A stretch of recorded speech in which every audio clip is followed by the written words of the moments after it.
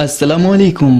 بیان بھی سنے مگر مفتی حنیف صاحب جڑا مانگرول بیانات آفیشیل یوٹیوب چینل کو سبسکرائب کرے اور بیل آئیکن یعنی گھنٹی کے بٹن کو بھی دبا دے اور ہاں لائک شیئر اور کمنٹ لازمی کر دے.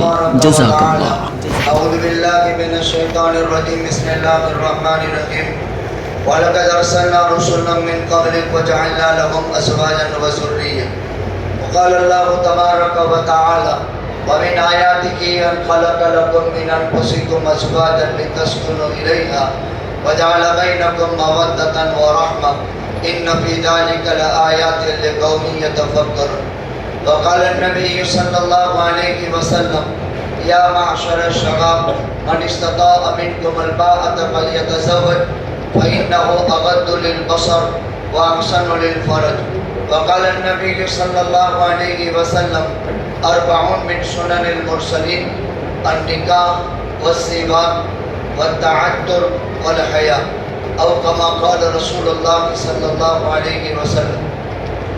گرامی قدر واجب الاحترام مجلس نکاح کے تمام تر حاضرین، اس وقت میں نے قرآن مقدس کے الگ الگ مقامات کی آیات اور نبی کریم صلی اللہ علیہ وسلم کے فرامین مقدسہ میں سے 2 روایتیں پڑھی گئی. خطبے کے بعد قرآن اور حدیث پڑھا جاتا ہے. کوئی بھی خطبہ ہوتا ہے امت کے نام ایک پیغام ہوتا ہے، اور عام طور پر انبیاء کرام علیہم السلام کی یہ سنت مستمرہ رہی کہ اپنا کوئی پیغام تقریراً ہو یا تقریراً جب امت کے نام ایک پیغام ہوتا ہے تو اس کو اللہ کی تعریف سے شروع کیا جاتا ہے، اور اللہ کی حمد، اللہ کی تعریف، اللہ کی خوبی کے لیے اللہ کے کلام سے بڑھ کر کوئی چیز نہیں، اس لیے قرآن پڑھا جاتا ہے. اور امام الانبیاء تاجدار مدینہ ہم سب کے آقا حضرت محمد رسول اللہ صلی اللہ علیہ وسلم کی حدیث پاک اس آیت کی شرح میں پڑھی جاتی ہے. قرآن کی تفسیر خود قرآن میں، قرآن کی تفسیر احادیث متواترہ میں، قرآن کی تفسیر احادیث مشہورہ میں، قرآن کا اجمال حدیثوں میں. جیسے باری تعالیٰ کا ارشاد ہے وَلَقَدْ أَرْسَلْنَا رُسُلًا مِّن قَبْلِكَ وَجَعَلْنَا لَهُمْ أَزْوَاجًا وَذُرِّيَّةً. اس آیت کریمہ میں خداوند تعالیٰ نے 2 باتیں ارشاد فرمائی ہیں. پہلی بات آقا مکی مدنی حضرت محمد رسول اللہ صلی اللہ علیہ وسلم کے لیے رسالت کا ثابت کیا ہے. مکہ مکرمہ میں مکہ کے باشندوں کو یہ بات سمجھ میں نہیں آتی تھی کہ جو آدمی امی، جو آدمی یتیم ہے، اور مکہ مکرمہ کے اندر اتنا بڑا دعویٰ دائر کر دیا، حالانکہ بڑے منصب اور مقام کے لیے تو آدمی بڑا ہونا چاہیے، کوئی مالدار ہو، کوئی دولت مند ہو، کوئی ٹھیکیدار ہو، کوئی عہدیدار ہو، کوئی منصب کا مالک ہو. تو رسالت اور نبوت کو بھی دنیا پر قیاس کیا، جسے دنیاوی عہدوں کی تقسیم مال کی بنیاد پر، عزت کی بنیاد پر، خاندان کی بنیاد پر، وجاہت کی بنیاد پر، الیکشن سلیکشن کی بنیاد پر. یہ دنیا میں ایک نظام ہے. بس یہ خیال مکہ والوں کا تھا. اسی لیے قرآن کریم کی مکی صورتیں 87 ہیں. اب ان مکی صورتوں میں جگہ جگہ اس بات نبوت اور رسالت کے مضامین دیکھو گے. آقا کو وہ رسول قبول نہیں کرتے تھے، آقا کو نبی تسلیم نہیں کرتے تھے، تو اللہ تعالیٰ شانہ نے اپنے مقدس کلام میں اس کا اثبات فرمایا. یہ مضمون بہت لمبا ہے، قرآن کی 1000 آیتوں میں. ہم اس کے بعد دوسری چیز جس کے لیے مجلس منعقد کی گئی، وَجَعَلْنَا لَهُمْ أَزْوَاجًا وَذُرِّيَّةً. کل کائنات کی انسانیت میں سے اللہ تعالیٰ کی طرف سے منتخب طبقہ انبیاء اور رسولوں کا ہے. 1,28,000 انبیاء اور 313 رسول یہ کائنات کا سب سے منتخب طبقہ ہے، اور یہ انتخاب اللہ تعالیٰ کا ہے۔ اللہ تعالیٰ نے ان کو نبی بنایا، اللہ تعالیٰ نے ان کو رسول بنایا۔ وَجَعَلْنَا لَهُمْ أَزْوَاجًا وَذُرِّيَّةً، اللہ تعالیٰ نے انبیاء کو بیویاں عطا کی اور انبیاء کو اولاد عطا کی۔ بھائی بیوی کی کیا ضرورت ہے؟ اس دنیا میں بھی اور پرلوک میں بھی، یعنی جنت میں بھی انسان کی زندگی کے لیے ازدواجی زندگی کی بہت سخت ضرورت ہے۔ انسان کے لفظ کا ترجمان اس کی طرف اشارہ کرتا ہے، وَمَا سُمِّيَ الْإِنسَانُ إِلَّا لِأَنْسِهِ وَمَا الْقَلْبُ إِلَّا أَنَّهُ يَتَقَلَّبُ، نکاح کی ضرورت لفظ انسان بتاتا ہے۔ ایک عربی شاعر نے کہا وَمَا سُمِّيَ الْإِنسَانُ إِلَّا لِأَنْسِهِ، انسان کو انسان کیوں کہتے ہیں؟ وہ مانوس ماحول میں رہتا ہے۔ گھبراہٹ، جب انسیت ختم ہو جاتی ہے گھبراہٹ لگتی ہے، اکیلا رہنا پسند نہیں کرتا، اس کو جیون ساتھی کی ضرورت ہے۔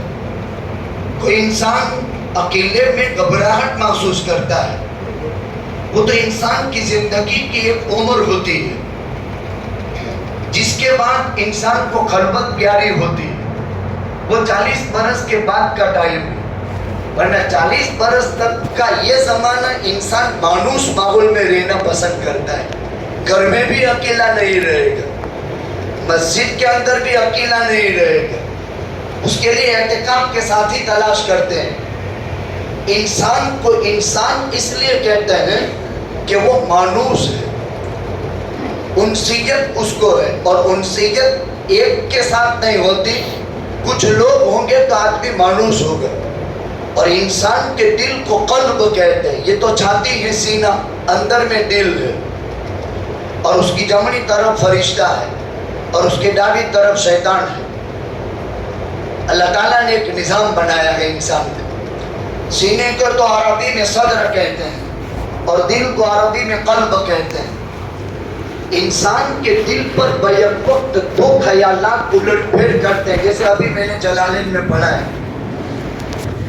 انسان کے دل میں دو متضاد خیال ہوتے ہیں، کبھی نیکی کا خیال تو تھوڑی ہی دیر میں گناہ کا خیال، کبھی گناہ کر گزرنے کا خیال تو اسی وقت رحمت کا صدقے میں اس کو نیکی کا خیال ہوتا ہے۔ اچھائی شیطان القا کرتا، برائی شیطان القا کرتا ہے، اور اچھائی رحمان تعالیٰ کی طرف سے فرشتہ دل میں ڈالتا ہے۔ اسی لیے جب نیکی کا جذبہ پیدا ہو جائے تو فوراً کر گزرو، اس سے پہلے کہ شیطان کو موقع مل جائے، ورنہ شیطان انتظار میں ہوتا ہے۔ دو طاقتیں انسان کے ساتھ برابر کام کرتی ہیں۔ تو اللہ تعالیٰ نے انبیاء کو بیویاں عطا کی۔ کائنات کا پہلا آدم ذات حضرت آدم علیہ السلام، ان کی پیدائش تو دنیا میں ہوئی، کائنات کی ساری زمین کا اوپری پڑ اسرافیل علیہ السلام سے جمع کرا کر صفا مروہ کے درمیان میں رکھوایا، یا مطاف کے درمیان میں رکھوایا، مطاف میں یا صفا مروہ کے بیچ میں، اور 40 سال تک انسان کا خمیر بنا، اور 39 سال غم کی میں برسی، 1 سال خوشی کی میں برسی، یہ انسان کا مادہ بنا۔ پھر وَنَفَخْتُ فِيهِ مِن رُوحِي، آدم کا مادہ بنا، جس کو قرآن من حمإ مسنون کہتا ہے، جس کو قرآن من صلصال کالفخار کہتا ہے۔ کبھی سڑا ہوا گارا قرآن کہتا ہے، کبھی کھنکھناتی مٹی قرآن کہتا ہے۔ یہ آدم کے مادے کی 3 صفات قرآن نے بیان کی۔ یہ انسان کی ابتدا ہے۔ جب آدم علیہ السلام میں اللہ کی روح پڑ گئی تو حضرت آدم علیہ السلام کھڑے ہو گئے۔ جب روح ناک تک پہنچی تو چھینک آئی، حضرت آدم علیہ السلام نے کہا الحمدللہ۔ اب اس کے جواب میں کہا گیا یرحمک اللہ، اور اس کے جواب میں کہا گیا یہدیکم اللہ ویصلح بالکم، فقہی مسائل ایڈ کرو۔ حضرت آدم علیہ السلام جنت میں رکھا، حضرت آدم علیہ السلام کو کچھ گھبراہٹ محسوس ہوئی تو حضرت آدم کی بائیں پسلی میں سے سب سے اوپر کی پسلی سے اللہ نے ہوا پیدا کی. اس طرح انسانی تخلیق کائنات میں وجود آئی. اب یہاں حضرات محدثین نے لکھا شراح حدیث بھائی اللہ عورت کو پیر کے انگوٹھے سے بھی پیدا کر سکتا تھا, آنکھ سے بھی پیدا کر سکتا تھا, زبان سے بھی پیدا کر سکتا تھا. اللہ نے بائیں پسلی میں سے سب سے اوپر کی پسلی سے کیوں پیدا کیا ہوا کو؟ اس میں لطیف اشارہ یہ ہے کہ دل انسان کے بائیں طرف رہتا ہے. اس کائنات کے حسین سنفزا نازک کے دلوں میں بسانے کے قابل ہے. عورت دل میں بسانے کے قابل ہے. اس لیے اللہ تعالیٰ نے اس کو آدم کی بائیں پسلی سے قلب کے ساتھ پیدا کیا.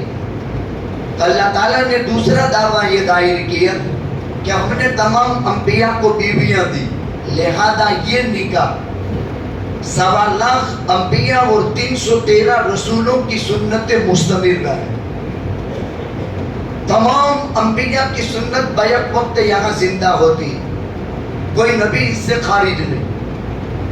البتہ حضرت یحییٰ علیہ السلام حضرت زکریا نے اللہ سے مانگ کر لیا تھا اور شادی کی عمر پہنچنے سے پہلے شہید کر دیے گئے تھے. شادی نہیں ہوئی. حضرت عیسیٰ علیہ السلام شادی نہیں ہوئی.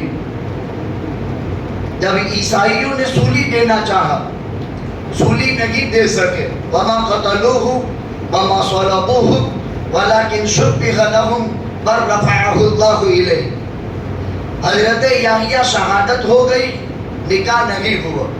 حضرت عیسیٰ نکاح نہیں ہوا, زندہ آسمانوں پر اٹھا لیے گئے. لیکن قرب قیامت زمین پر تشریف لائیں گے, دمشق کے مشرقی مینارے سے اتریں گے, تازہ غسل کیے ہوئے باتھ روم سے پانی کے قطرات سر سے ٹپک رہے ہوں گے. امام مہدی نماز کی صفیں لگوا رہے ہوں گے. عین جماعت کی تیاری ہوگی اور حضرت عیسیٰ تشریف لے آئیں گے اور پہلی امامت عصر کی نماز سے حضرت عیسیٰ علیہ السلام کریں گے. خیر تفصیلات اس کی بہت لمبی ہے. دنیا میں 40 سال حضرت عیسیٰ کا زمانہ ہے اور حضرت عیسیٰ علیہ السلام شادی کریں گے, اولاد بھی ہوگی. لیکن پہلا کام دجال کا قتل ہے, وہ کر دیں گے. ملک شام میں باب اللد پر دجال کو پائیں گے, قتل کریں گے. یہ حضرت عیسیٰ کا مین کام ہے. پھر کائنات میں انصاف کے ساتھ نظام چلے گا. امام مہدی اور عیسیٰ کا زمانہ 10 سال ساتھ میں چلے گا. اس سے پہلے امام مہدی 30 سال پورے کر چکے ہوں گے. پھر 10 سال حضرت عیسیٰ کے ساتھ رہیں گے. انبیاء نے شادیاں کی اور اللہ نے اولاد عطا فرمائی. یہ تو آیت کریمہ کا ترجمہ ہوا. حدیث میں نے پڑھی تھی 40 من سنن المرسلین, 4 چیزیں سارے نبیوں کی سنت ہیں. نکاح, اس آیت میں دعویٰ ہے کہ انبیاء نے شادیاں کی اور پیغمبر اس کی شرح فرما رہے ہیں کہ 4 چیزیں سارے نبیوں کی سنت ہے, لہذا نکاح سنت انبیاء میں سے. نکاح کی عمر کون سی ہے؟ یا معشر الشباب من استطاع منکم الباءۃ فلیتزوج.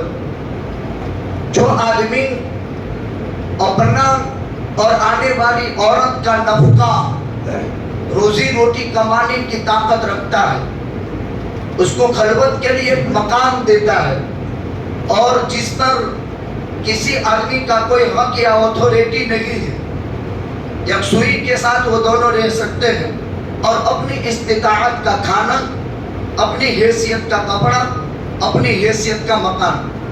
نہ بنگلہ ضروری ہے نہ فلیٹ ضروری ہے, اس کی حیثیت کا اور اس کی حیثیت کا مکان, اس کی حیثیت کا کھانا اور اس کی حیثیت کا کپڑا آدمی دے سکتا ہے.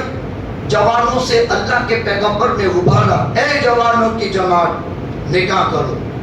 2 فائدے نقد بیان کیے, اغض للبصر و احسن للفرج. 2 نقد فائدے, آنکھ کی حفاظت ہو جائے گی, شرمگاہ کی حفاظت ہو جائے گی, जितने मासी और गुनाह का इर्तिकाब होता है आंख से होता है, जिसमें इंसानी में सोने की तरतीब में आंख पहले सोती है, कान आखिर में सोता है। निकाह की तरतीब फरमाई कि देखो आंख से किसी चीज को गलत देख करके दिमाग में उसके गलत तसव्वुरात पैदा होते हैं, फिर आज़ा में हाथ और पैर या तो उसकी तस्दीक करते हैं या तकसीब करते हैं। बड़ा प्यारा निज़ाम है इस्लाम का। ऐ जवानों की जमात शादी कर लो, 2 नकद फायदे हैं। आँख की हिफाजत हो जाएगी। मैं जिस वजह से मेरी आँख को गलत इस्तेमाल करता हूँ वो नेमत तो अल्लाह ने मेरे घर में मुझे दी।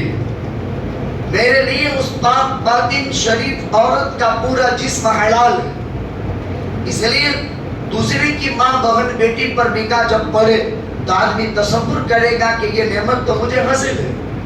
मैं किसी की माँ बहन बेटी पर निकाह डालकर अंधरू शैतान के तीरों में से एक तीर नजर है। हथकंडा शैतान का आंख की नजर है, इसीलिए नजर की हिफाजत करवाई गई, आंख की हिफाजत करवाई गई। जब आदमी की आंखों की हिफाजत हराम करदा चीज से होगी उसको इबादत में लज्जत नसीब होगी। आज इबादतों में लज्जत क्यों नहीं है? हमारी आंखों की हिफाजत में। जिस आदमी ने अपनी आंख की हिफाजत कर ली उसको इबादत में लज्जत पैदा हो जाएगी। एक तो आंख की हिफाजत हो जाएगी और दूसरा शर्मगाह की हिफाजत हो जाएगी। गैर महल में इस्तेमाल नहीं करेगा ज़ीना में।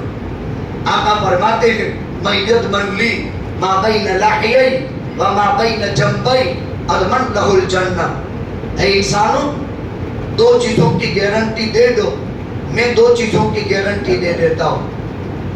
जो अपने दोनों जबड़ों के दरमियान की चीज की हिफाजत की गारंटी दे दे और अपने दोनों पहलू के दरमियान की चीज की जमानत दे दे, मैं मोहम्मद रसूलुल्लाह सल्लल्लाहु अलैहि वसल्लम जन्नत दिलाने का जिम्मेदार हूँ।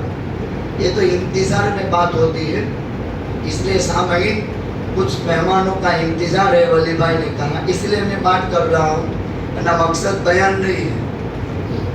समझ में आ रहा है? इसलिए आप हजरत सुनते रहें जब तक उनके मतलूबा मेहमान आ जाएंगे, कुछ दिन सुनते रहेंगे, वरना फिर जुबान तो चलती रहेगी। इसलिए कि इंसान क्या होता है, नेवरा बिकता है तो पहले जुबान चलती, और इंसान की एक फितरत है, दूसरे के तस्कीरे से बात का आगाज होता है। बिजानी फिक्र वधारे था, दूसरे के तस्कीरे से बात का आगाज होता है। तो आका ने कितनी प्यारी नसीहत फरमाई। 2 जबड़ों के दरमियान की चीज में हड्डी नहीं है और 2 पहलू के दरमियान की चीज में हड्डी नहीं है, और इंसान का जिस्म हड्डी, गोश्त, पोस्ट और रगों का मजमुआ है।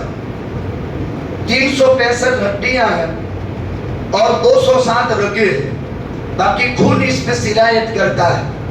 एक इंसान की जिंदगी का निजाम है, साइंसी तहकीकात कुरान से रिसर्च करके सब बयान है आपके ज़हन में। इंसान के जिस्म में जितने हड्डे मजबूत होंगे इतनी बरदान की पैदा होती है। हजरत ज़करिया अलैहिस्सलाम को 120 बरस की उम्र में अल्लाह से मांगा था, या यरिथुनी व यरिथु मिन आले याकूब वजअलहु रब्बी रज़िय्या। आय अल्लाह मुझे औलाद दे दे। 120 बरस का बूढ़ा या 77 बरस का बूढ़ा या 80 बरस का बूढ़ा अल्लाह से औलाद मांगे। वइन्नी खिफ्तुल मवालिय मिन वराई मिन बादी। हजरत ज़करिया अलैहिस्सलाम ने कहा मेरा काम बाद में लेकर चलने वाला मेरे खानदान में कोई है नहीं, तो नबूवत और रिसालत एक बहुत बड़ी जिम्मेदारी है और उम्मत बाद में चल करके मेरे खानदान में कोई जिम्मेदारी को निभाने वाला नहीं, तो वारिस दे दे।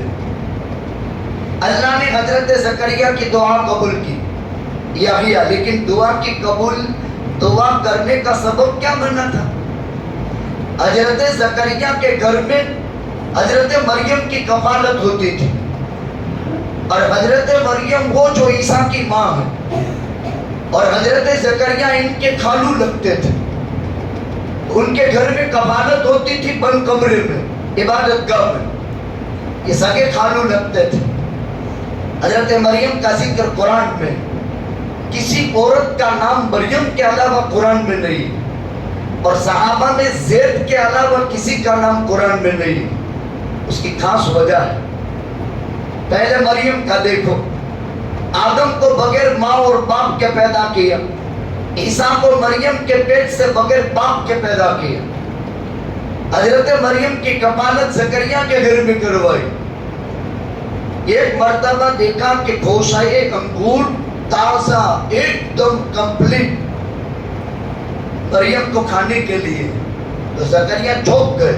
میرا گھر اتنا پیٹ کلا بند, اور وہ کمرہ جس میں اس کی خلوت گاہ ہے وہاں تو کسی انسان کا پہنچج نہیں, اور بغیر موسم کے انگور کیسے. ابھی تو مینگو کی سیزن ہے تو کیری ہوئے, لیکن اب تو کیا ہے پھل بھی بارہ ماسی ہو گئے, سیزنل رہے نہیں. اب تو چوماسا بھی سیزنل نہیں رہا انڈیا میں, اب تو سیزن نہیں رہی. انارا ہوت کا بارش سے چل رہی ہے. تمام تر حکمت اور مصلحت کا مالک اللہ ہے. اب حضرت مریم کے پاس دیکھا تو حضرت زکریا چوک گئے, آخر یہ کیسے. تو حضرت زکریا نے مریم سے پوچھا کہ یہ کہاں سے. وہ بھی نعمت اللہ, یہ اللہ کی طرف سے آیا ہے. اب حضرت زکریا کے دماغ میں بات بیٹھی, جو میرے بند مکان میں مریم کی خلوتگاہ میں جو اللہ بغیر سیزن کے پھل دے سکتا ہے, اگرچہ میرے ہڈوں کا گدود خشک ہو چکا ہے جو اولاد کی نشو و نما کے لیے ضروری ہے. اولاد کی پیدائش کے لیے انسان کے مادے میں ہڈوں میں گدود بھی ہونا چاہیے, اور انسان کی پیٹھ کے پیچھے منی بھی ہونا چاہیے, اور انسان کی ماں کی چھاتی میں منی بھی ہونا چاہیے. اور یہ قرآن میں, میں اپنی بات نہیں کہتا ہوں. وَلَقَدْ خَلَقْنَا الْإِنسَانَ مِن نُطْفَةٍ أَمْشَاجٍ. زکریا میں تھا نہیں. حضرت زکریا نے کہا, لیکن گھر کے عادت ویرود, ایک تو کمرے میں کوئی داخل نہیں ہو سکتا, انگور آئے کہاں سے, اور بغیر سیزن کا پھل. تو حضرت زکریا نے اعتماد بڑھا کہ جو اللہ اپنی کمال قدرت سے یہ سب کچھ مریم کے ساتھ کر سکتا ہے, وہ زکریا کے ساتھ بغیر اولاد کی سیزن کے, جوانی نہیں ہے لیکن اللہ اولاد دے سکتا ہے. دعا کی, اللہ نے دعا قبول کی, اور حضرت مریم کے حضرت زکریا کے یہاں اولاد ہوئی. اللہ فرماتے ہیں ہم نے انبیاء کو اولاد دی, اور ہم نے انبیاء کرام علیہم السلام کو بیویاں دی. دو فائدے ہیں, ایک زبان کی حفاظت اور ایک شرمگاہ کی حفاظت. جب آدمی زبان کی حفاظت کر لے گا, جب آدمی شرمگاہ کی حفاظت کر لے گا, تو اللہ کے حبیب صلی اللہ علیہ وسلم فرماتے ہیں اضمن لہ الجنہ, میں اس کو جنت کی ضمانت دیتا ہوں. دو چیزوں کی گارنٹی مجھے دے دو, میں جنت کی گارنٹی دیتا ہوں. اور عام طور پر آدمی شرمگاہ کے مقابلے میں زبان, عربی شاعر نے کہا ہے جراحت السنان لہن التیام ولا یلتام ما جرح به اللسان. تلواروں کے تیروں کے نیزوں کے زخم تو بھر جاتے ہیں, لیکن زبان کے زخم کبھی بھرتے نہیں. اور اختلاف کی صورت میں پہلے زبان چلتی ہے, پھر اس کے بعد اعضاء چلتے ہیں. یہ تو ایک بات میں نے آیت پڑھی تھی, اس پر حدیث میں ہے 4 چیزیں کل انبیاء رسولوں کی سنت ہے: نکاح کرنا, مسواک کا استعمال کرنا, عطر کا استعمال کرنا, اور حیا اور شرم. ہر نبی حیا اور شرم کا پیکر رہا, اور قرب قیامت انسان کے دل سے سب سے پہلے خدا حیا ختم کرے گا. اور کیسی حیا ختم ہوگی؟ ایک انسان اپنی خواہش سور اور کتے کی طرح چوراہے پر پوری کرے گا, اور اگر کوئی یوں کہے گا اللہ کے بندے خدا سے در دیوان کے پیچھے چلا جا, تو وہ ابدال شمار ہوگا. وہ ٹائم آنا ہے, اس دھرتی کو وہ دن دیکھنے ہیں, اس لیے کہ محمد رسول اللہ کا فرمان ہے صلی اللہ علیہ وسلم. نکاح میں لڑکا لڑکی ہے, لڑکا منصب کا مالک ہے, لڑکی کے رشتہ داروں کو چاہیے کہ اپنے بیٹی بھی یعنی بیوی بھی اور بیوی کے رشتہ دار اپنے شوہر کے مرتبے کا خیال رکھیں. اور لڑکا اور لڑکی کے رشتہ دار یہ حقوق کی مالکہ ہے, حقوق کا خیال رکھیں. بس زندگی کی اس سفر کی ایک گاڑی ہے اور زندگی کے یہ سفر کی گاڑی کے دو پہیے ہیں, ایک حقوق کا اور ایک منصب کا. جب تک ایک ایک بات کا خالی خیال رکھ لیا, زندگی کا یہ سفر اطمینان سے منزل مقصد تک پہنچے گا. اور یہ عبادت موت پر بھی ختم نہیں ہوگی, یہ عبادت جنت میں بھی ساتھ میں رہے گی. نکاح کی عبادت جنت میں ساتھ میں رہے گی. ابھی یہ حضرات کہہ دیں گے 5 منٹ کے بعد میں نے قبول کیا, اس کے تمام تر حقوق واجبہ کے ساتھ میں نے اس عورت کی ذات کو اپنے عزت اور عفت کی حفاظت کے لیے اور اس کی عزت اور عفت کی حفاظت کے لیے اس سے نسل چلے گی, مجھ سے نسب چلے گا. انسان کا نسب باپ سے چلتا ہے, نسل ماں سے چلتی ہے. اور یہ رشتہ موت پر ختم نہیں ہوتا, یہ رشتہ ہمیشہ ساتھ میں رہتا ہے.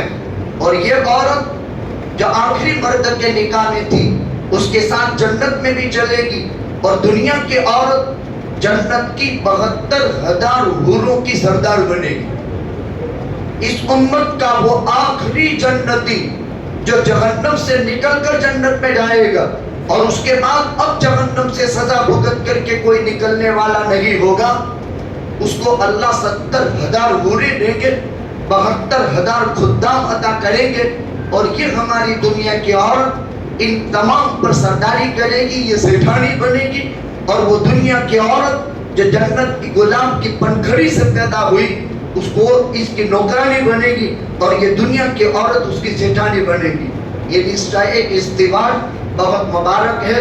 بس جانبین سے ایک ایک چیز کا خیال رکھنا ہے.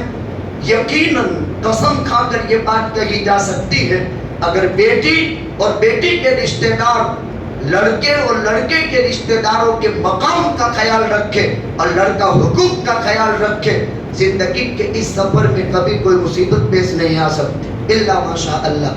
جو اللہ کے مقدرات ہیں وہ الگ چیز ہے.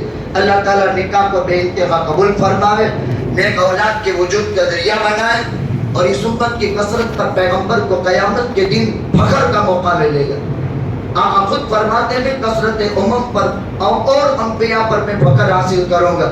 لہذا اللہ تعالیٰ توالد اور تناسل کا بھی نیک سلسلہ نکاح کے ذریعے سے جاری اور ساری فرمائے. آمین. وآخر دعوانا